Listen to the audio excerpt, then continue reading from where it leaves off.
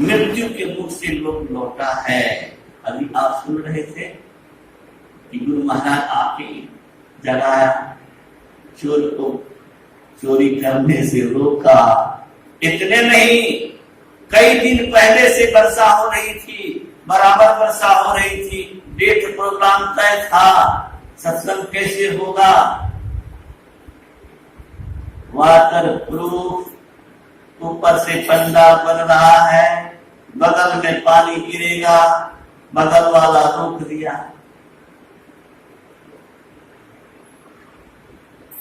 बगल वाला रोक दिया, बहुत अनुनय विनय किया, बोल भी गया कि जिनका आप सत्संग कर रहे हैं उनमें कितनी शक्ति है हम देख।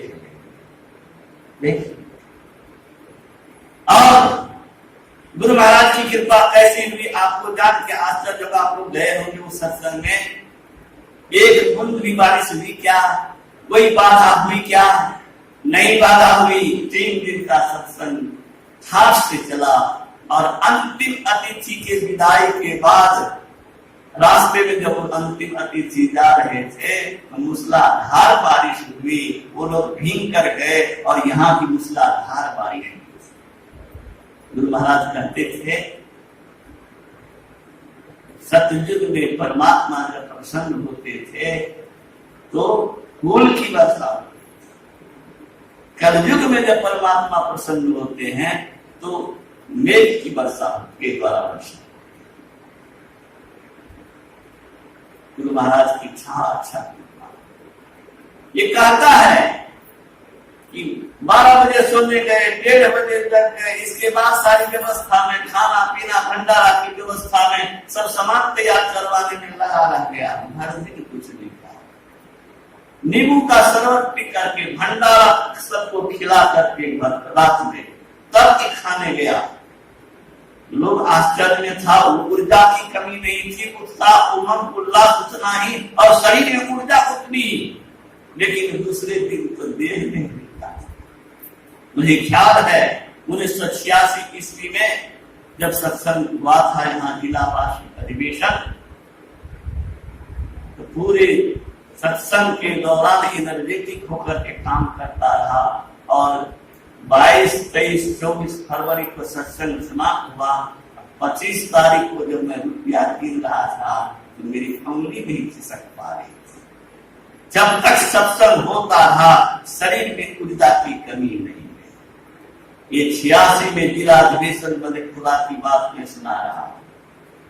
Doctor R.P. यादव जो मधेपुरा के 11 वर्ष सांसद रहे, उन्होंने कहा कि देखिए गजब हो गया, आश्चर्य हो गया। रास्ते में आ रहे थे मुरलीगंज या बिहारीगंज से, हमारा जीप खराब हो गया, एक पार्ट गड़बड़ा गया। रास्ते में क्या करें तो कागज लपेट करके उसमें स्क्रू दे करके किसी तरह से टाइट किया और वही 3 दिन तक चलता रहा है। ये कैसे चलता रहा है ये मैं नहीं समझ सकता।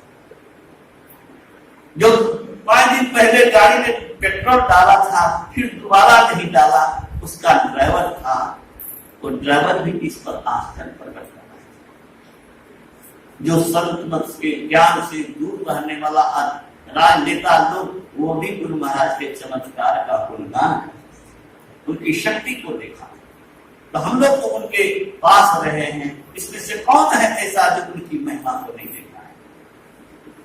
आज जब वर्णन कर रहा था तो तिलक मैं उसको पढ़ करके मैं भी तिलक पढ़ा। गुरु महाराज की महिमा कितनी अपार है। जो उस अपार को पा लेता है उसकी महिमा भी अपार हो जाती है। खेत के में जो नहर है यहाँ पर, वो खेत में पानी नहीं दे सकता है। पानी कैसे देगा? बैरेज से जब पानी का कनेक्शन होता है नहर का तो खेत में पानी देता है। ये पंखा कैसे चलता है? पावर हाउस से कनेक्शन है तो ये पंखा चलता है। हम आप भी जब उस परम पावरफुल स्रोत पावर हाउस से जुड़ जाएंगे तो हमारी और आपकी शक्ति भी अपार हो जाएगी, इसमें कोई संदेह की बात नहीं।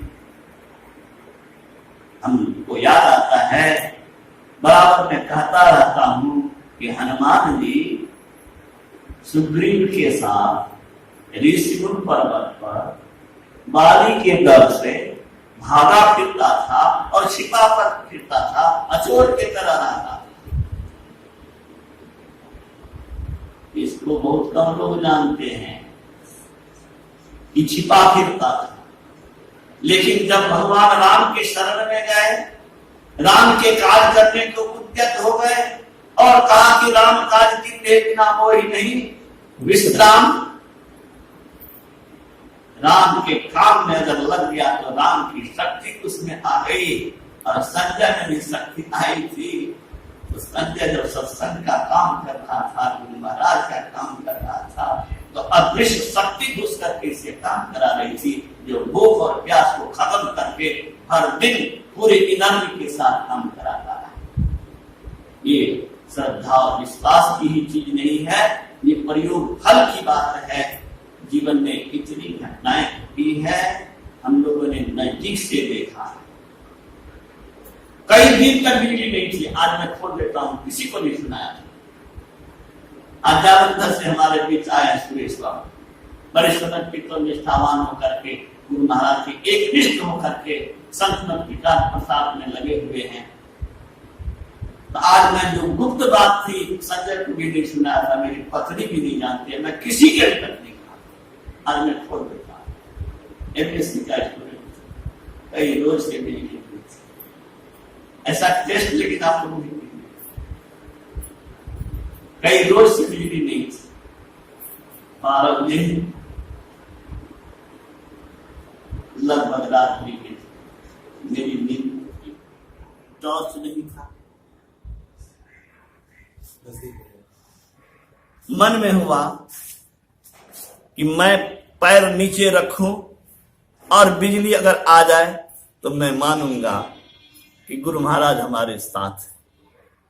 और आपको आश्चर्य होगा कि मैं कदम रखा, जो ही नीचे चप्पल पर रखा, त्यों ही रूम में बिजली। ये शक्ति में गुरु महाराज का जाता था, जिसका मुझे पश्चाताप है कि मैंने क्यों जाना था।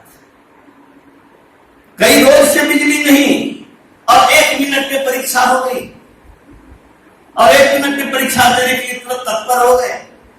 ऐसी परीक्षा लेने का हमको क्या, जिन्होंने हमको, मैं तो सॉरी पोस्टल डिपार्टमेंट में नौकरी करता था। जब मैं कहता था कि 2, 4, 3, 7 करने में हमको अच्छा नहीं लगता है, मैं इस जॉब को छोड़ दूंगा, तो मेरे कर्मचारी साथी लोग कहते थे, विभागीय लोग, अने नया नहीं आवे तो लोग बोले, नया नहीं आते हैं, ऐसे ही लोग बोलते हैं, लेकिन रह तो जाते हैं इसी विभाग। और मेरे मन में जब गुरु महाराज के पास गया था, उनके चरण में नमन किया था, आंखों में आंखें मिलती रही थी। मैं डर से आंख नीचे गिराता रहता था, लेकिन उनकी आंखें तो बस एक तक देख ही रही थी। मैं नहीं जानता था कि आंखों के द्वारा आंख से सिद्ध पुरुष अपनी शक्ति शिष्यों में संचार करते हैं। अगर मैं उस दिन जानता तो मैं अपनी आंख को नीचे नहीं गिराता, बल्कि जैसे अमृत पान करता है वैसे ही उनके नयनों से होने वाले ज्ञान गंगा अमृत का मैं पान आंखों से ही करता है। मैं डर से आंख नीचे कर लेता था, चरणों में प्रेम मांगता था और मानता था, मन में होता था कि हम जिस नौकरी में है मुझे क्या कर पाएंगे। यहाँ तो 8 बजे जाते हैं, 6 बजे 8 बजे थक के चूर हो जाते हैं। और देखिए जो मैंने सोचा सो हुआ। आज मैं जब सोचता हूँ तो मैं यही सोचता हूँ कि गुरुदेव की कृपा है कि मैं कहां से कहां आ गया। मेरा पूर्ण विश्वास है जो कोई सतगुरु चरण टहल नित करिए नरतन के फल यही है। जो कोई निष्ठावान होकर के सतगुरु के चरण में अपने जीवन को सौंप करके उसके लिए ही जिएगा, उसको कुछ भी दुर्लभ नहीं मिलेगा। संत शिशु जी महाराज कहते थे, हुजूर दरोगा वैद्य के साथ मैं आकाश मार्ग से आया हूं, उनके साथ गया। जो आपने आकाश में नहीं उड़ लिए, हम आकाश निरक्षर गरीब परिवार का आदमी, अनपढ़ आदमी, लेकिन गुरु महाराज के चरण में गया।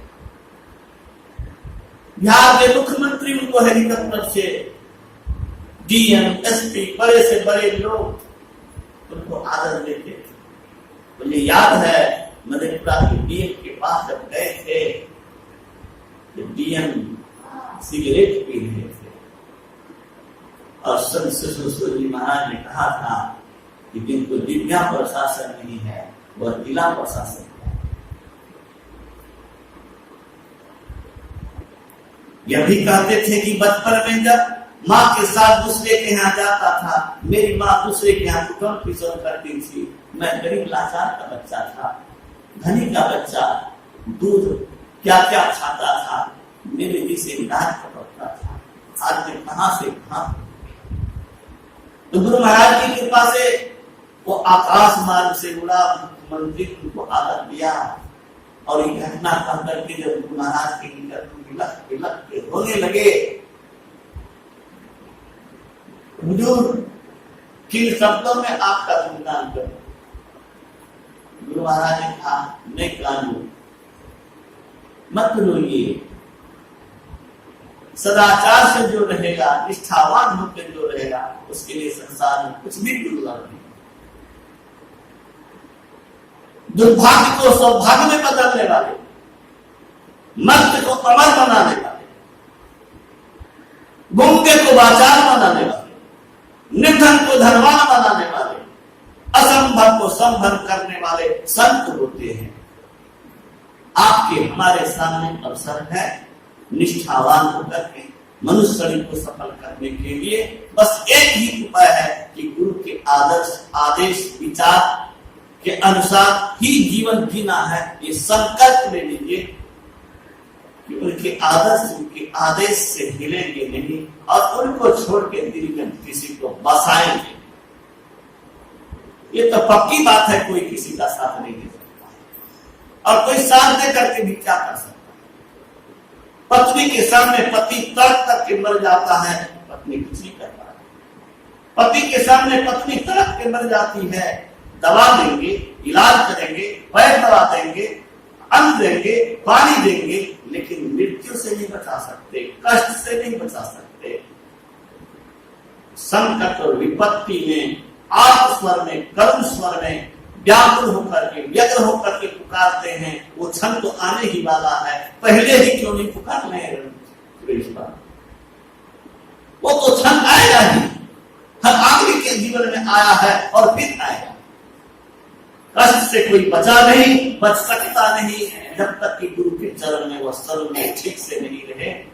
तो ये मनुष्य शरीर इस दुख की नगरी को पार करने के लिए, जैसे नदी को पार करने के लिए, समुद्र को पार करने के लिए जलयान होता है, वैसे ही इस दुख की नगरी को पार करने के लिए हम लोग को परमात्मा ने मनुष्य शरीर दिया। और सदगुरु ऐसे सर्वसमर्थ सदगुरु हम लोग के कर्णधार और बंदावन करके हैं। आवश्यकता इस बात की है कि इनको इनके हाथ में अपना जीवन का पास सौंप करके, जैसे अर्जुन महाभारत के महासंग्राम में अपने रथ का बागडोर कृष्ण के हाथ में सौंप दिया, तो रथ तो दग्ध हो गया था, लेकिन कृष्ण बैठे थे तो रथ दग्ध नहीं।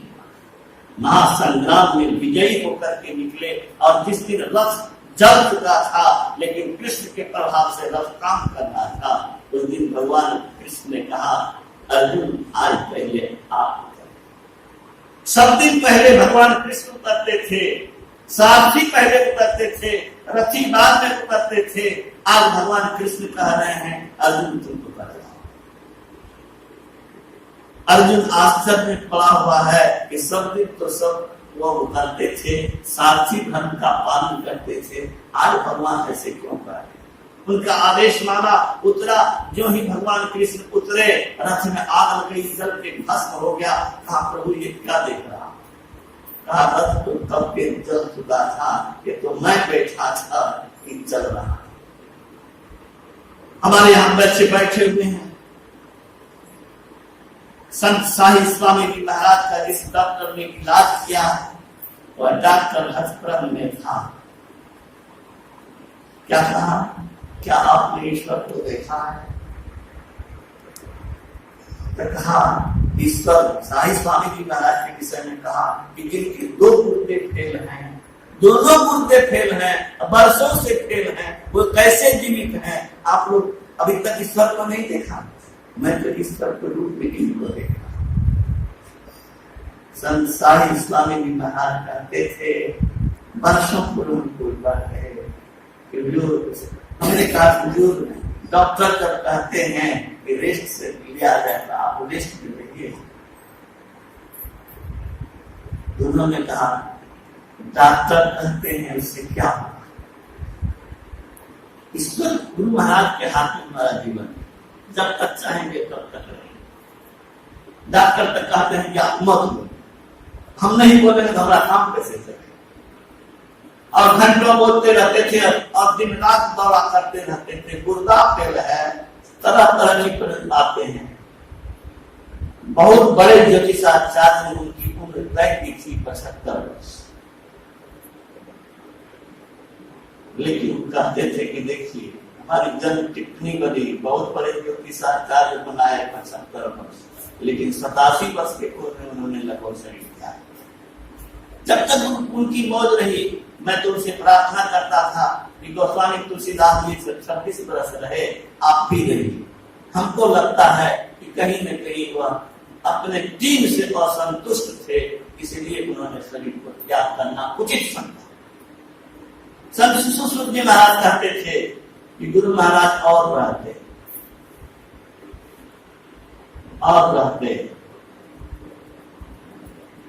एक दिन उन्होंने पूछा था गांधी के विषय में कि गुरु महाराज मीरा को विष दिया गया, मीरा मरी नहीं, गांधी को गोली मारा गया, गांधी जी इतने बड़े भक्त थे तो क्या गोली के प्रभाव को निष्प्रभाव नहीं कर सकते थे? गुरु महाराज ने कहा हाँ जी वो कर सकते थे, लेकिन उन्होंने सोचा होगा आजादी मिल गई और मेरी बात को नहीं मानेंगे, इसलिए चले। तो गुरु महाराज को भी कहीं न कहीं छोड़ था अंदर से, और इस कारण शरीर त्याग किया। ये संत सुश्रुत जी का कहना है। और हम लोगों ने देखा कि उनके शरीरांत के बाद जो दुर्भाग्यपूर्ण घटना घटी, संतुलन का विभाजन हुआ, वह सबके सामने है। तो बंधुओं, माताओं, बहनों, सबसे बड़ी आवश्यकता इस बात की है कि हम अपने भविष्य को देखें। हर आदमी अपने को दुखों से छुटकारा दिलाना चाहता है। गुरु महाराज कहते हैं सब कोई कल्याण चाहते हैं। क्या बिल्कुल भी क्या चाहते हैं? कल्याण। कल्याण का अर्थ क्या है?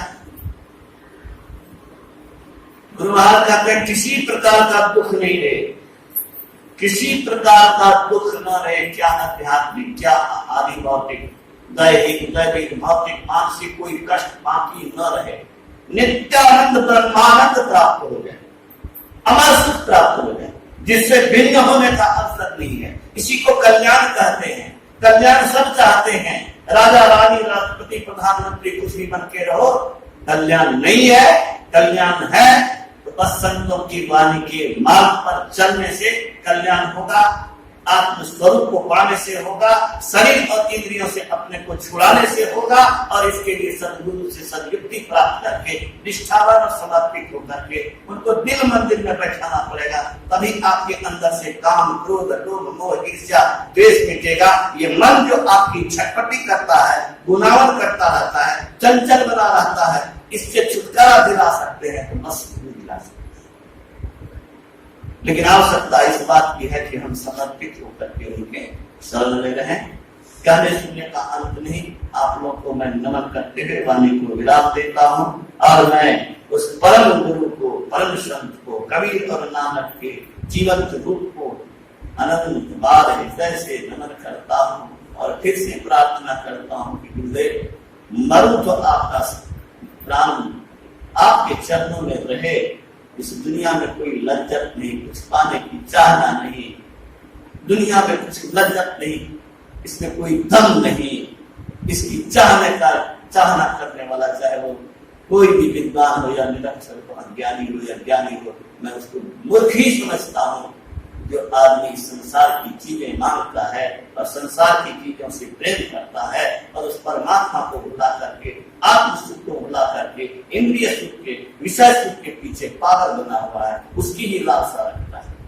हम लोग ऐसे सदगुरु के शिष्य हैं, सौभाग्यशाली हैं, जो अव्यक्त रूप में रह करके हम लोग की रक्षा करते हैं। कमी तो हम लोगों में, जिस निष्ठा से, जिस समर्पण से, जिस व्यापकता से, जिस लगन से हमें पुकार करनी चाहिए, उनके आदर्श और आदेश को अपने जीवन में उतारना चाहिए, नहीं उतार रहे हैं। ये कमी महसूस करनी चाहिए और अपने इस कमी को दूर करने के लिए ताल ठोक करके, कमर कस करके भिड़ जाना चाहिए। श्री सद्गुरु महाराज।